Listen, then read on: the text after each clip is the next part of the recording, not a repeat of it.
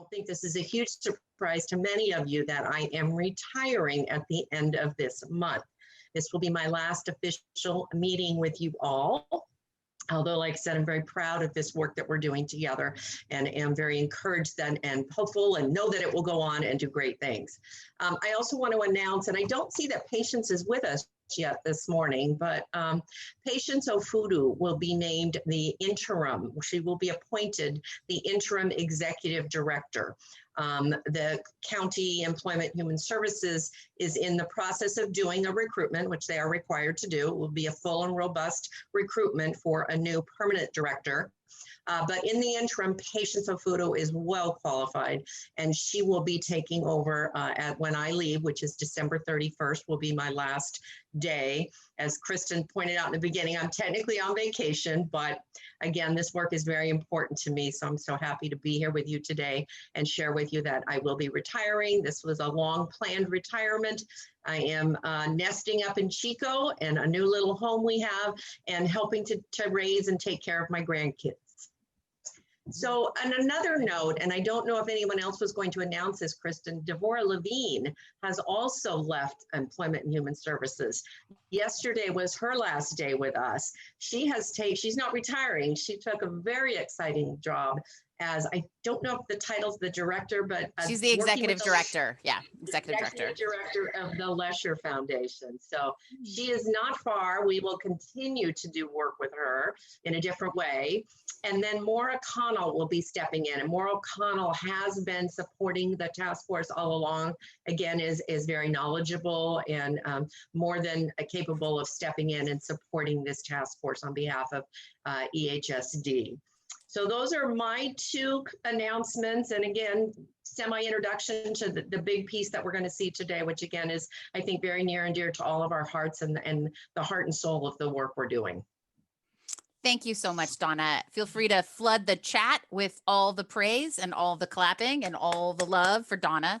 So, we're recording this, so you'll have this love, as you know, to go back to. So it's a really big deal what you've been able to do in your time at the Workforce Development Board. And I am grateful for your openness, your vision, your leadership.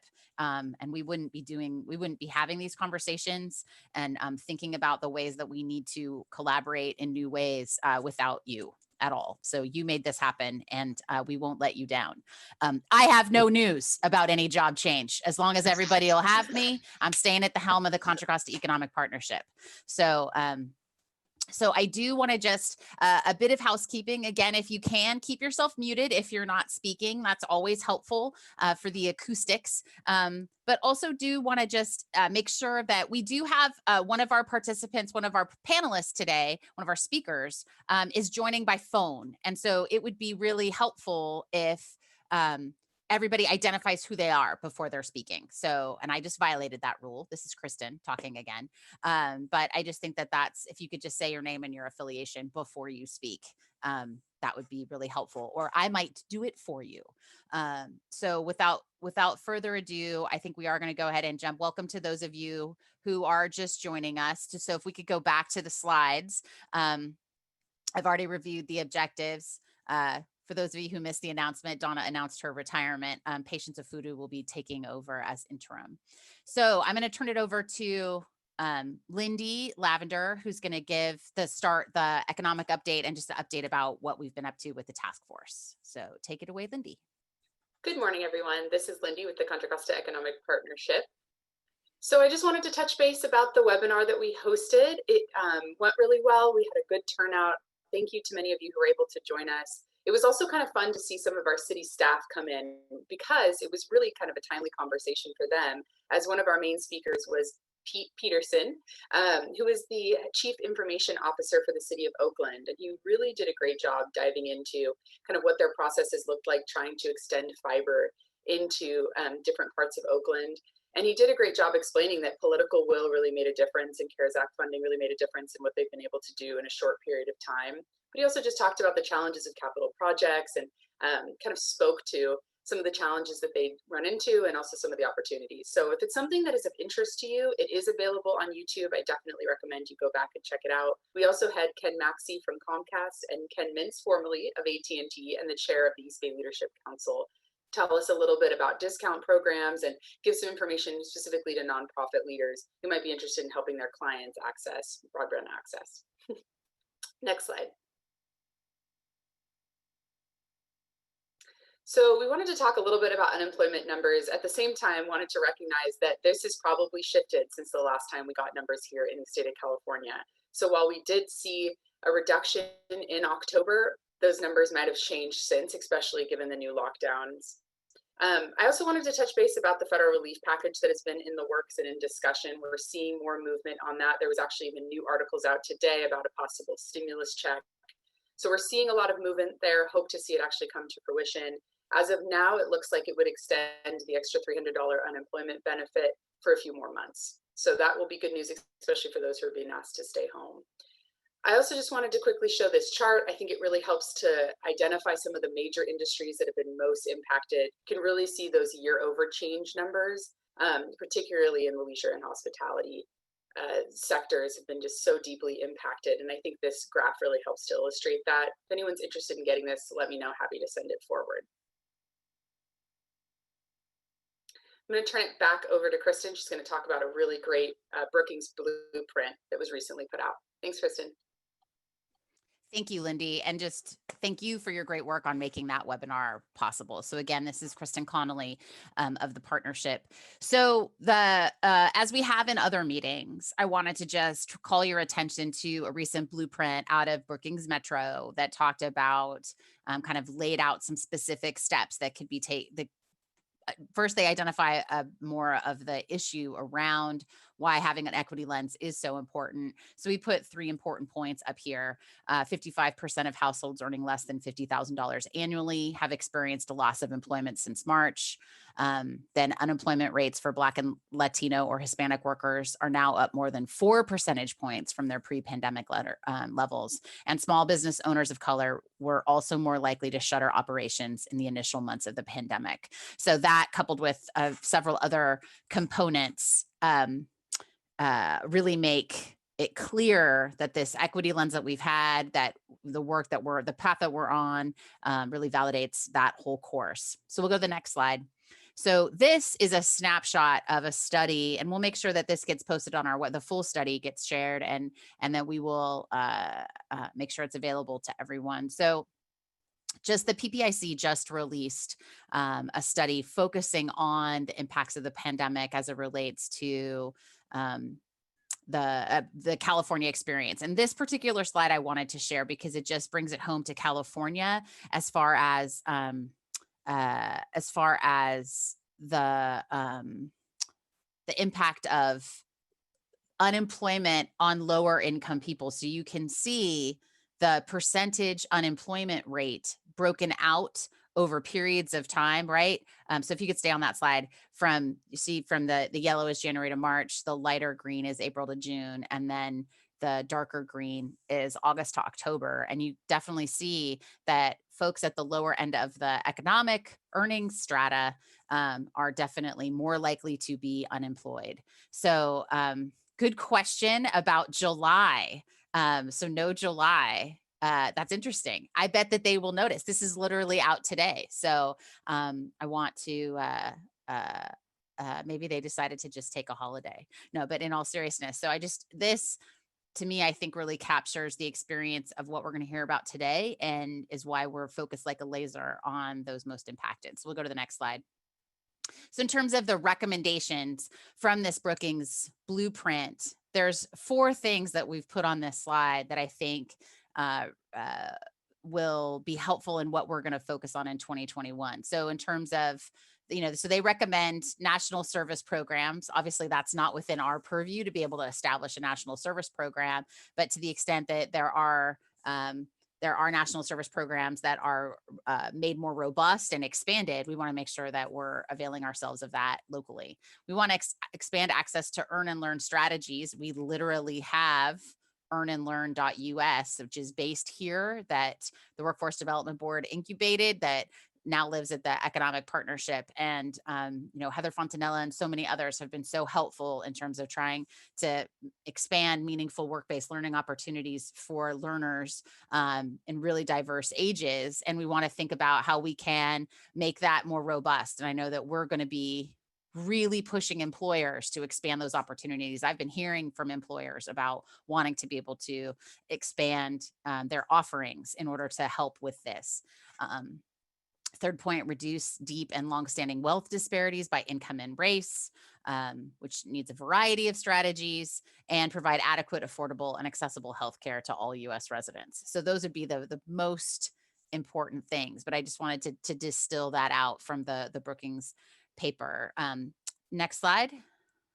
So in interest of time, we won't take a deep dive into this, but please, if any of the employers on the line or anyone has any questions, but there were a bunch of resources announced by the state to help support small business, kind of to step into the shoes where there has been this gap without an additional federal program, although we are hopeful that something comes together this week. So increasing funding for the California Rebuilding Fund, new COVID relief grants for small business, the tax relief for business that's been impacted. That's more of a chess explanation than checkers. And so I'm happy to elaborate that for anyone who wants to see it, but it has to do with, there's an opportunity for $1,000 per employee up to $100,000 for small business to get tax credit, tax relief. And so if you've been impacted by COVID-19, there's some thresholds about eligibility, but happy to explain that more later. And I think we will leave it there, and we can, we'll save this slide for later, so we can switch over to the next portion of our agenda. So I'm always happy to, if anyone wants to send me questions in the chat about anything I just presented, please do. Happy to follow up on any of those points. But the bottom line message is that with the pandemic exploding in this recent era, the retail sales are down more than expected. There are just many parts of our economy that are suffering, and we need to really work together to get beyond this moment, because the public health crisis has just deepened so much, and that's true locally as well. So with that, I will pass it over to Steve Schultz to intro our three speakers today. Steve, take it away. Thanks, Kristen. I'm going to share my screen.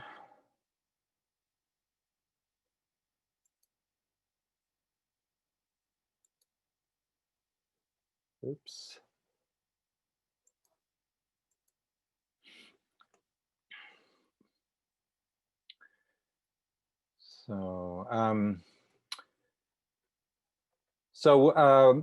We're happy to be back with you again today to present the results of the worker focus group. So we did two focus groups in October. We did one with employers and small businesses and entrepreneurs. And this second report is on a focus group that we did with workers who have been impacted by the pandemic.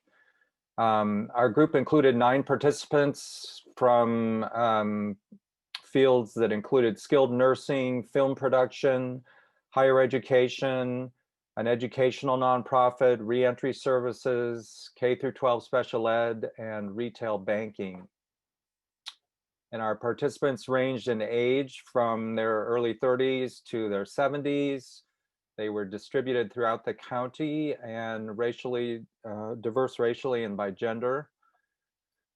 As with the business focus group, we met for 2 hours, and we went through a series of questions related to the impact of the pandemic on employment for people who were part of the group, and talked about kind of what the key messages were that people wanted to convey to the task force. So some of the questions included, and you got an advance copy of kind of the themed responses, but we asked what the specific impact of the pandemic was on people's employment, what personal and community strengths and resources they drew upon for support, We asked people whether they anticipated being able to work in the same field in the future, why or why not.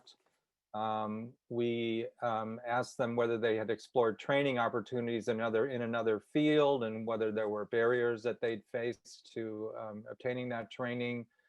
And then our final questions were kind of, what is the most important thing members of the task force should understand about the experience of workers like you during the pandemic? And what should government and the business sector be doing to promote a more equitable economy in Contra Costa County once the pandemic has receded? So I want to welcome 3 participants from our worker focus group to our meeting today. Nicole Hall is from Bay Point and was pursuing a career in skilled nursing when the pandemic started. She was referred to the group through Opportunity Junction. Edward Williams is located in Richmond. He works in reentry services and came to us through Rubicon. And then Trudy Giordano worked in educational resource development at the start of the pandemic and is based in Pleasant Hill, and she's connected to the San Pablo Economic Development Corporation. So each one of them will be kind of telling their own personal story, then bringing up a challenge that was identified in our focus group, and then finally a call to action for the task force. So similar, you may recognize the format from our previous presentation, but we're going to take the same strategy. So I'm going to hand it over to Nicole for her to talk about her experience. Thank you, Steve. And good morning, everyone. Thank you for taking the time to listen to our stories. I really appreciate that. The challenge that we face as medical workers are that we had to make a choice between our job and our health and the health of our family members. And in my particular case, I was a CNA working in a skilled nursing facility in the acute care, and I worked in the isolation unit. And so, as you can imagine, I need protection, PPE. And when the pandemic hit our facility in March, we had no protective equipment available to us. It was being held for the nurses and the doctors. And as CNAs, we had 95% more contact with the patients, and we felt that this was very unfair and very unsafe. And I had a choice to make whether I wanted to stay or leave for my health, because I am considered high risk because I have a few health issues. And so after discussing with my boss my options, I decided to resign because unfortunately they were not able to provide us the PPE. I was actually told to wrap myself in a sheet as protection, and that just was not feasible. So I was very sad because I liked my job. I love being a CNA. I was beginning my prereqs to go into nursing, and it was a hard thing,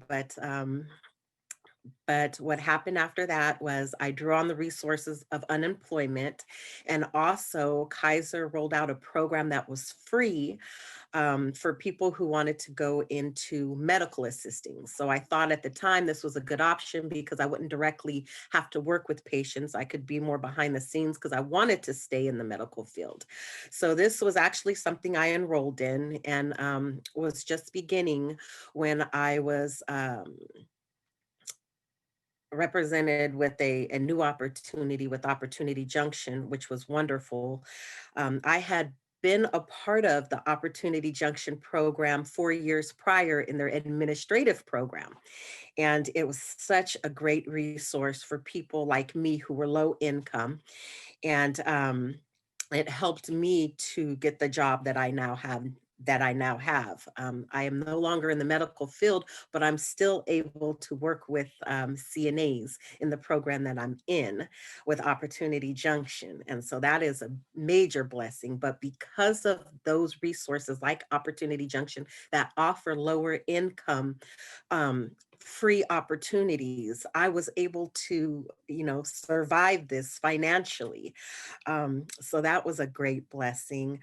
Um, from talking to the participants in my class in this focus group, one of the biggest things they worry about for low income individuals is their health.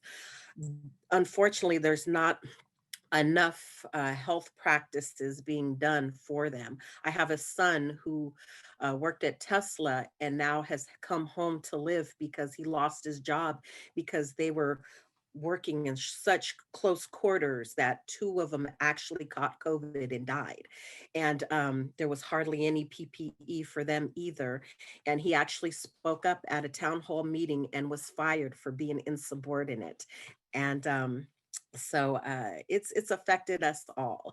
And the major thing for people that work in jobs that are considered essential and lower income is that safety sometimes is not a priority. It's about production, and they're working in close quarters, and it's just it shouldn't be a choice of your health or to work. A lot of people want to work, but they just don't feel like they're safe. And when I was told that because somebody had a higher degree than I did, their safety was more pertinent than mine, that really just hit my heart, because everyone should matter, no matter your income, no matter your prestige, everybody should matter. And so in talking with some of the people in my focus group, that was a major concern for them. Also, they would I would like to say a few of the things that they said that they could use during this pandemic that will help them get back.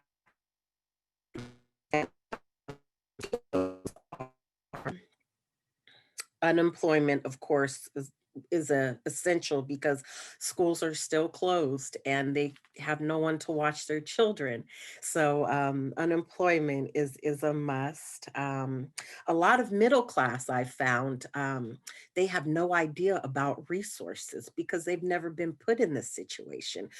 Most lower income people know about these things because we have to go look for help. But a lot of middle class, they have no idea. So what I was thinking, if it's possible, and would be so wonderful, is if they had a segment on local news for at least 5 minutes every day on the resources that are out there, because there are many, but nobody knows about them. They don't know where to look, how to get them. And I found this true of mostly middle class individuals who now, are facing that struggle of being able to financially survive.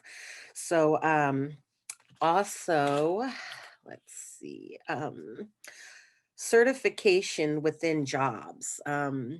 Unfortunately, a lot of jobs are having to do layoffs and such. So maybe if they can retrain people in a different department instead of letting them go. Some of the members thought that might be helpful. And on-site training or internship for people with more experience, so there's not a long unemployment gap. And technology is an issue, especially for lower income people. I pay about $75 a month for just my internet, and that's because I need a high speed to be able to do these Zooms. But a lot of people cannot afford that. I wouldn't have been able to afford it had I not had this wonderful opportunity now with my new job. So that's an issue. People with no computers, no laptops, that type thing is an issue, and especially if you can't get a good connection to do interviews on Zoom with employers. And so these are just some of the things that my focus group were discussing that they say is an issue for them. Mostly technology and finances, unemployment running out. They're afraid they can't go back to a job they used to have because it's closed, or health concerns. But what I would really like to see is more health safety practices. It shouldn't be a choice between living and dying um, when there is such access to protective equipment. And that's it. I really appreciate you taking the time to listen. And if you have any questions, please feel free to ask me. Great. Thank you, Nicole. Thank you so much. And just a reminder, I forgot to mention at the beginning, but there will be time for questions. So if you do have questions for our speakers, if you could put those in the chat anytime between now and the end of the presentations. So our next speaker is Edward Williams, and Edward's going to talk about his own experience and about the importance of people having access to services. So Edward, why don't you go ahead and unmute yourself?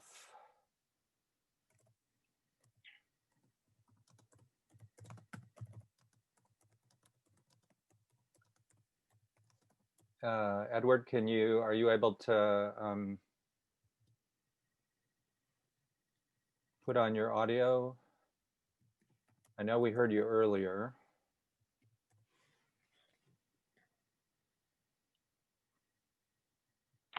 There we go. Great. Go ahead, Edward. Hello? Hello, Yes. Can you hear me? We can hear you. Yeah, go ahead. Okay, my name is Edward Williams, and I am 79 years old. And I grew up in Richmond. And I've been out of prison a few years after serving 30 years.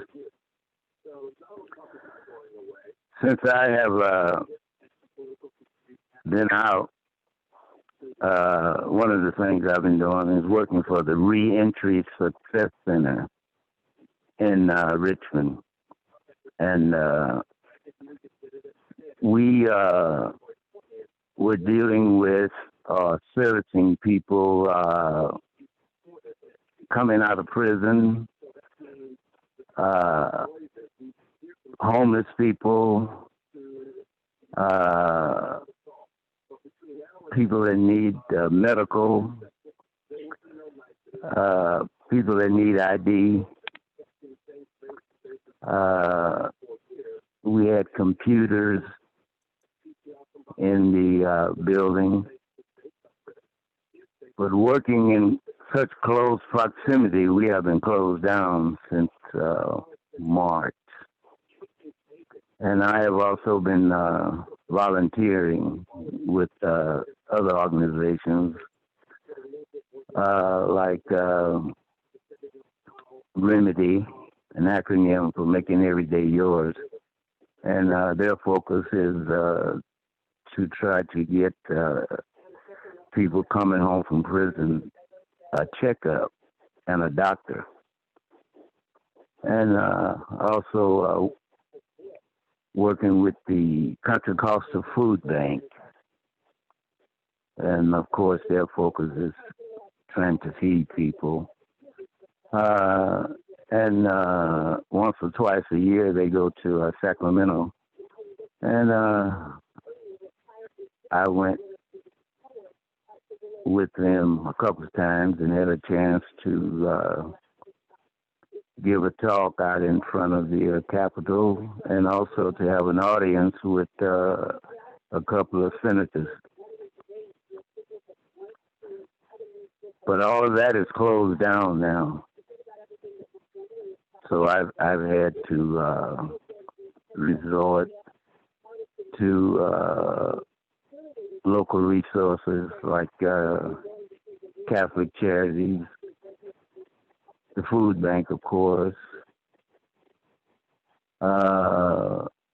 and other organizations that's trying to help the needy. And it's been kind of rough, but I'm dealing with it the best I can.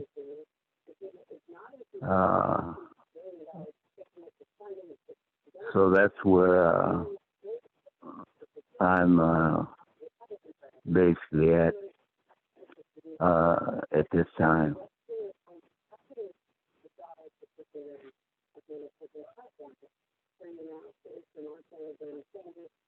Thank you.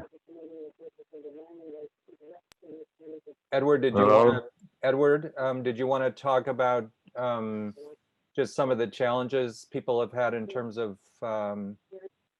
applying for jobs when they don't have access to technology or computers? Well, you're one of that's- those people that doesn't have a laptop or email, so that yeah, well, that's been definitely a challenge. And at the Reentry Success Center, I was beginning to sort of catch on to the computer from dealing with it every day and asking questions to different people that knew my situation. But I've been away from there since March. They have been closed down since March. And I am supposed to get a laptop, and one of my grandsons, says he's going to help me with that. So I'm looking forward to that. And as far as whether I would be able to go back to work, I don't know. But working in such close proximity in that particular building, I don't know how that's going to work. And I haven't heard anything else about that. Mm-hmm. It's been a struggle after being out of society for such a long time. But I'm up to the struggle, and regardless of how hard it gets out here, my worst day out here is better than my best day in there, in prison. And I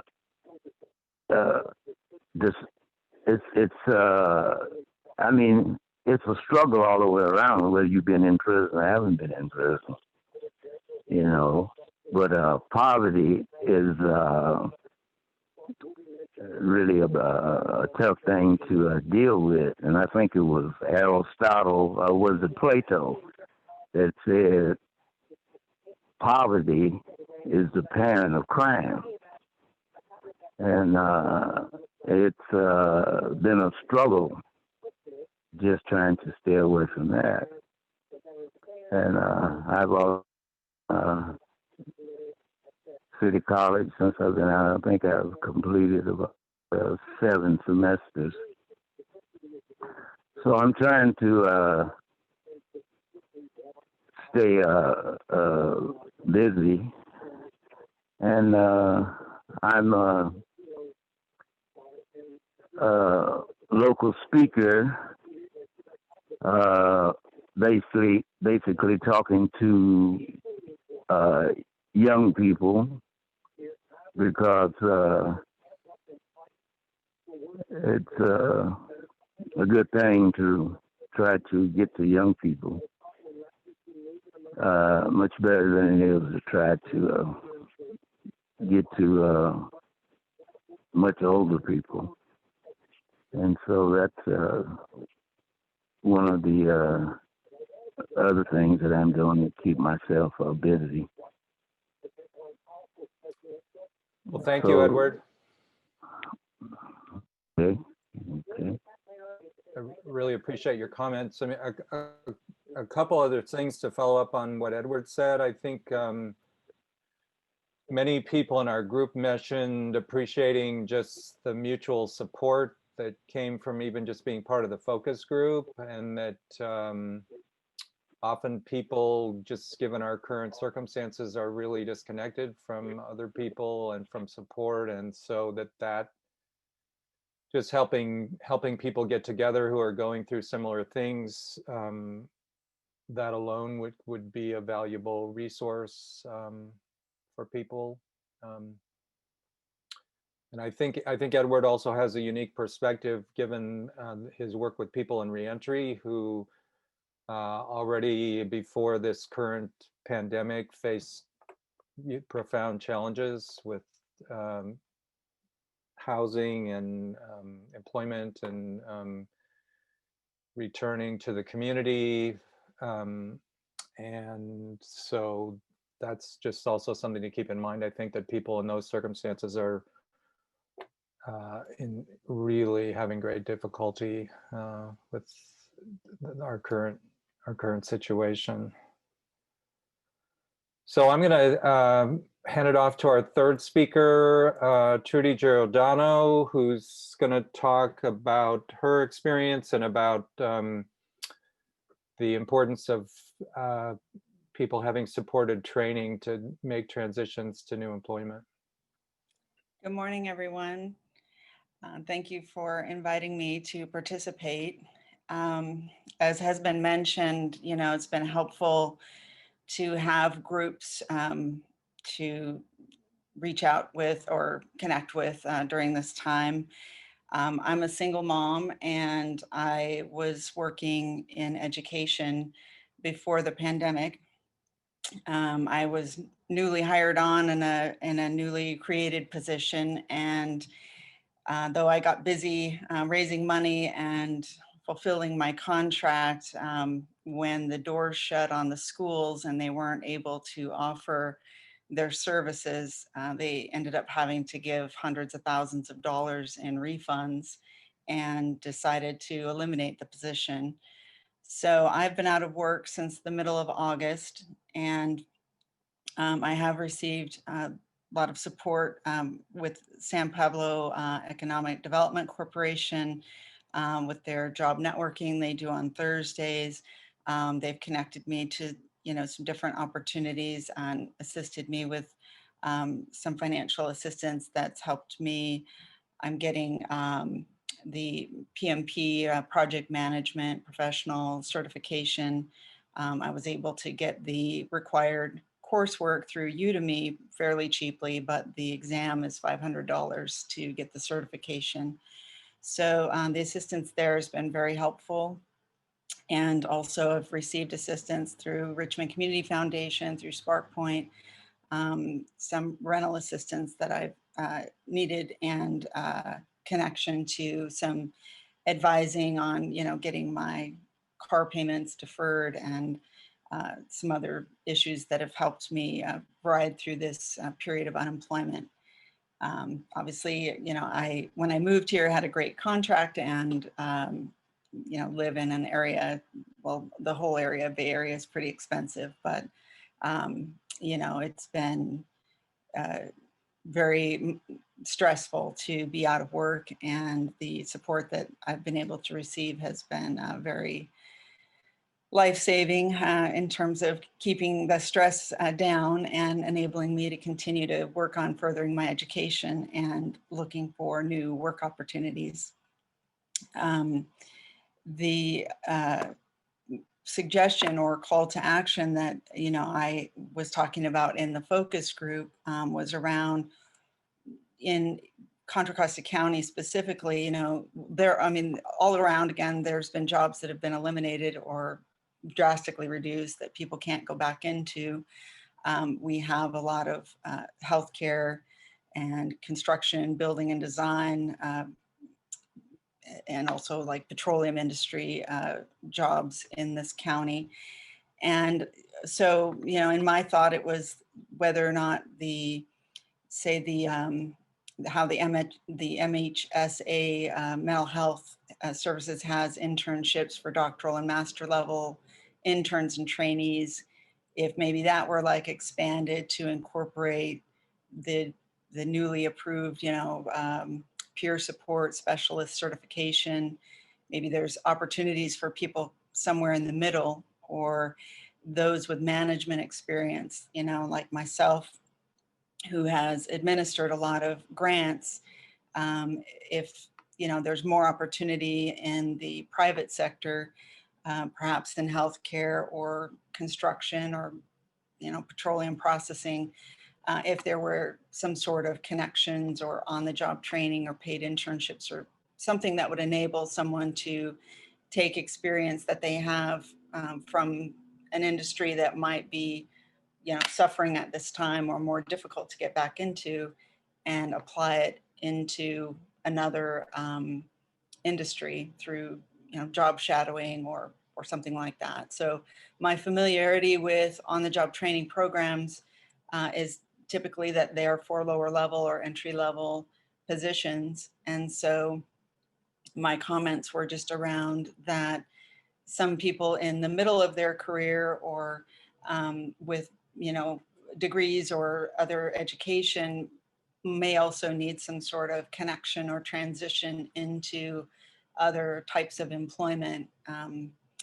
And I know that there's some good work happening around supporting people to become entrepreneurs, the small business development, and some other programs like SCORE that offer mentoring are very helpful.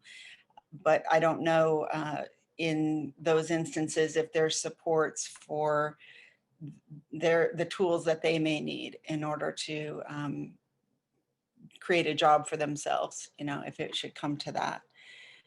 So those were some of my comments. I also mentioned that there was the ITDRC. I'm trying to remember exactly what that stands for. I know it's disaster relief and it has to do with tech, but they recondition a lot of donated, computers and phones and things like that, and have supplied them for schools and healthcare. So I don't know if there's a way to coordinate with programs like that to be able to access donated tech and get it into the hands of people who are unemployed and who may need, a laptop or a phone or something in order to take these courses or in order to do their job search. So there's a lot of great programs. Some of them, again, are geared toward either entry level or younger students, like that program, Girls Garage in Berkeley, that's like a builder boot camp. There were those types of things, more things like that for adults or, again, folks with experience in other fields, but they have transferable skills and maybe they just need to learn a bit about the building trades in order to apply program or project management in that setting, as an example. So that, again, I'm very grateful for the help that I've been able to connect to that's kept my daughter and I from experiencing homelessness, which would be really tragic. We don't have family around and I'm the sole support. So it's been, an impact for sure. But the services have been really helpful. And I would just like to see more opportunity for, the local job search seekers to connect with the local, industries and businesses here in the county. Thank you, Trudy. And thanks to everyone who was able to present today. I think we have a few minutes, maybe, Kristen, for people to ask questions. I'm just checking in. Yeah, absolutely. Yeah, that's fine. Yeah, absolutely. Or people can ask their questions orally.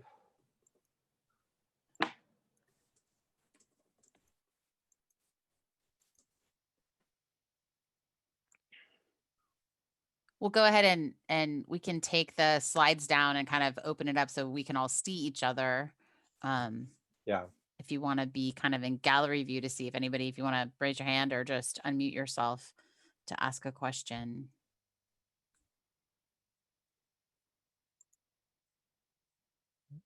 I just, I'm just noticing the theme about getting information out there and how hard it is to make sure that the whole community knows about what resources there are and accessing that. Yeah, absolutely. And why aren't our news organizations, like, why can't we recruit them to include that, between car crashes or something? I know. I feel like I just need to call Dan Ashley right after this is over and share Nicole's suggestion. Any other folks want to offer a comment or a question? You'll see there's lots of appreciation and love. I know, Edward, you can't see what's in the chat, but there are there's lots of appreciation for Nicole and Trudy, and for you, Edward, in that.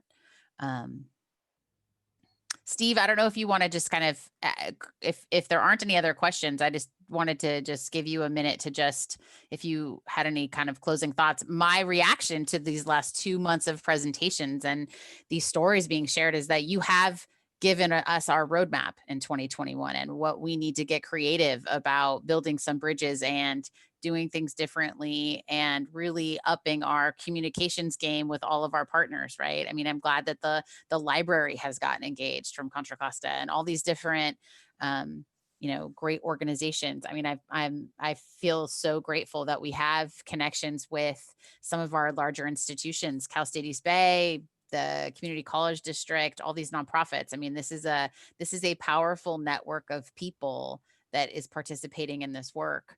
So I don't know if you had a closing thought on that before I talk a little bit more explicitly about what's next. Yeah, one thing I think I would piggyback on Alyssa's comment, just that a major theme that came out of our conversations was just people wanting more available information about what's out there and having some centralized places where people could access information about resources that are available. It's not just that the resources aren't there, it's that people sometimes don't know about them. And the other thing I mentioned, I think, was just people, the power of people coming together and being able to share their stories and finding mutual support, and recognizing, I think just part of the pandemic is just that sense of isolation that people feel. And so feeling that you're not quite as alone is, I think, was very meaningful to people who participated. Great. Well, go ahead, Leslie. Yeah, I just wanted to, well, first I wanted to say thank you to everybody. I mean, even this task force, but it's important to have the workforce's perspective. But for Nicole, Trudy, and Edward, is it okay if, and sorry, I broke Kristen's rule. This is Leslie from the San Pablo EDC. Is it okay for us to reach out to you afterwards? I mean, I know you've given a lot of time and you're busy. And the reason why I ask is we're starting what I call our unicorn project that really cobbles together a lot of these things, including connectivity. We're working with T-Mobile on that so that we can do tablets, hotspots, all of those things, especially if people have families at home, because that changes the need. And Trudy, yeah, thank you for mentioning the Connect to Opportunity on Thursdays. It's open to everybody, and you're right. People need connectivity, networks, ways to do informational interviewing in this different atmosphere. And we're also making sure we're doing PPE, but it's a very, it's a small group, right? So the more input we have where you can help us make it land, I think the better traction, and we'll be able to serve more folks. Well, it looks like Nicole Nicole and Trudy said yes via chat, and Yay, okay. I suspect Edward would not be offended if you called him. Okay. And so, yeah, no, thank you. As always, you are solving problems and making a big impact for folks. Elisa, did you want to jump in? No, I Okay. forgot to mute myself before. Just No. yeah. That's okay. I'm always happy to hear you talk, for sure. So just in the closing, in the last few minutes, we did want to just let you know that we share your need to take action, and that a number of the employers on this task force in a variety of ways are doing things to help actualize what these recommendations are. And that's what January through June is going to be about. And so there's a bunch of different vehicles for that. Part of that is, I know Patience was with me in the San Francisco the Bay Area meeting of the California Economic Summit. we talked about kind of some of the needs that we need to really work on. And I think the California Economic Summit, which is supported by Chevron, I know Lindsay's here and some other folks, that there's important work around broadband, around increasing home ownership for low and middle income people as a wealth building opportunity, as well as regional equitable economic recovery. There's an opportunity to get some funding from the state level to make sure that regions get to do this work on an ongoing basis. And I want to make sure that Contra Costa is included in that. So I did want to just pause, and Nicole's raising her hand. So Nicole, go ahead and unmute yourself. Take it away. You unmuted and then muted again. This Zoom. You're good. Sometimes it has a mind of its own. I just wanted to say thank you so much for having this task force meeting, because going through all of this, a lot of us needed to have our stories told, and you are in positions that help people, and it really does. I appreciate everything you do, because it's been hard on people, and we've had to go through a lot of stuff, and it's nice to see that there's programs with people trying to make a difference and move forward from this to help people that have been impacted. So I just wanted to say thank you. And yes, I'll help in any way. I do not mind. And just thank you all for listening and doing this. Excellent. Thank you, Nicole. I also did want to just flag that what Letty just put in the chat around sharing her contact information and talking about that Cocoa Kids provides free or subsidized childcare for people working to find jobs and get training. So that's an important piece of this puzzle. So so thank you, Letty, for sharing that. You know, you're an extraordinarily creative, resourced, smart group of people. And I appreciate the journey that we're going to be on. So I've shared with you the dates of the next task force meetings, what we want to know, and what, you know, we anticipate that there will be some staff, economic partnership and county staff that will continue to do the work that got teed up in some of the small groups. And there are some small groups that it makes sense to sunset them, those 5 groups, and some potentially will continue. But 2021, we're looking to pick up the pace. We're looking to get to action. We're looking to identify specific things that can happen for specific amounts of money to impact people in a specific way. And so because we do have companies that are looking to help in certain ways, we want to help any public resources that are available be directed in the most meaningful way. So here's the ask, is to each of you, and we'll send this out to everybody on the task force for those who couldn't be here, please take 5 to 10 minutes to reflect on what you've learned from this experience, what you want to make sure. And this is really the ask. I want you to send me an email that says, what do you want us to make sure that we keep doing as part of our task force structure?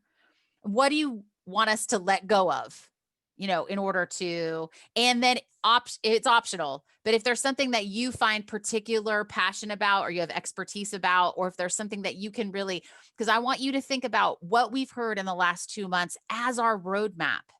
We need to make sure that we are making those connections, that we are sharing what if resources are available through our own networks, getting local news people to talk about it, all those things. But we really want to know what we want to hold on to, what we want to let go of, and then sort of as an option, what are you particularly passionate about? What can you lean in on? And by doing it via email, it helps us. It's easier than doing a Zoom poll, because we can identify, you, and know that it's your particular feedback. So it's not anonymous, but it's important. We care about you. We're invited to participate in this and to join us on this journey because you have particular expertise and wisdom from your vantage point and from your sector. So I know that you have my email, and so please just go ahead and reply to that, and it won't go to everybody. It'll just go to me, and we're going to put that together. So thank you in advance for that. So, and in closing, because it is 10 o'clock and I want to honor your time, I just want to again thank Nicole and Edward and Trudy for sharing your experiences and your wisdom today with the group. And thanks Steve Schultz for pulling this together with the support of Donna. And, Donna, yet again, I just want to say congratulations on your retirement. You will be missed, but I think you can see yet again today the impact of your legacy and your leadership. So just join me in thanking Donna, and we really look forward to working with Maura and with patience with these transitions that you and Devora have made. So congratulations. Please stay safe. Wash your hands, stay 6 feet apart. We are in the thick of this. And with that, I'll say thank you and goodbye. Happy holidays.